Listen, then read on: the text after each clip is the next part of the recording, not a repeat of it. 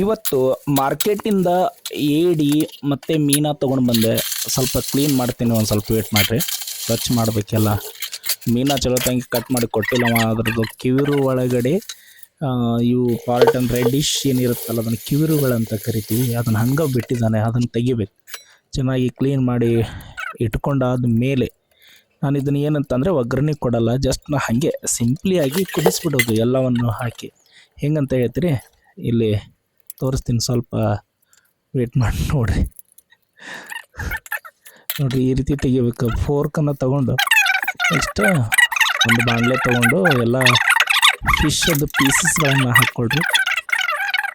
Cherry tomato ಮಾರ್ಕೆಟ್ನಾಗ ಒಬ್ಬಾಕಿ ಅಜ್ಜಿ ತೊಗೊಂಬಂದಿದ್ದಳು.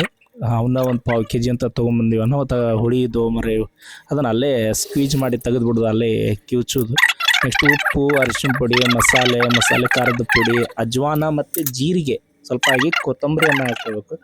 ನೆಕ್ಸ್ಟ್ ಒಂದು ಸ್ವಲ್ಪ ಹಸಿಮೆಣ್ಸಿನ್ಕಾಯಿ ಒಂದು 4-5, 1-2 ಸ್ಪೂನು ಒಳ್ಳೆಣ್ಣೆ, ಎರಡು ಹಾಕ್ರಿ, ಜಾಸ್ತಿ ಹಾಕೋಬೇಡ್ರಿ. ಮತ್ತು ಆಮೇಲೆ ಏನು ಹಾಕೋದೈತಿ ಈಗ, ನೀರು ಹಾಕಿ ಅದನ್ನು ಚೆನ್ನಾಗಿ ಕಲಿಸ್ಬೇಕು.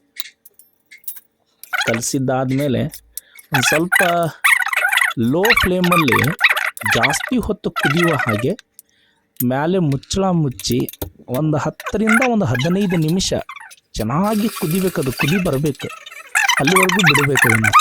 ನಂತರ ಸ್ವಲ್ಪ ಹುಣಸೆ ಹುಳಿಯನ್ನು ಹಾಕಿರಿ.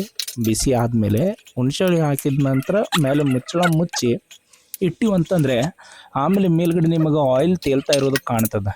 ಅಂದರೆ ಇದರಿಂದ ನಮ್ಮ ಸಾಂಬಾರು ರೆಡಿ ಆಗೈತೆ ಅಂತ ಅರ್ಥ. ಫಿಶಸ್ದು ಪೀಸ್ಗಳು ಯಾವುದೇ ರೀತಿ ಒಡೆಯಲ್ಲ. ಅದಕ್ಕೆ ಒಂದು ಸ್ವಲ್ಪ ಹಿಟ್ಟು ಕೊಂಡ ನಂತರ ಸ್ವಲ್ಪ ಜಿಲಾಟಿನಸ್ ಬರುತ್ತೆ. ಈ ಕಡೆ ಏಡಿನೂ ಕೂಡ ಕುದ್ದುಬಿಟ್ಟದೆ. ಓಕೆ, ಭಾಳ ಅಂದರೆ ಭಾಳ ಸೂಪರ್ ಟೇಸ್ಟ್ ಆಗಿತ್ತು. ನೀವು ಸ್ವಲ್ಪ ಮನೆಯಲ್ಲಿ ಟ್ರೈ ಮಾಡಿರಿ.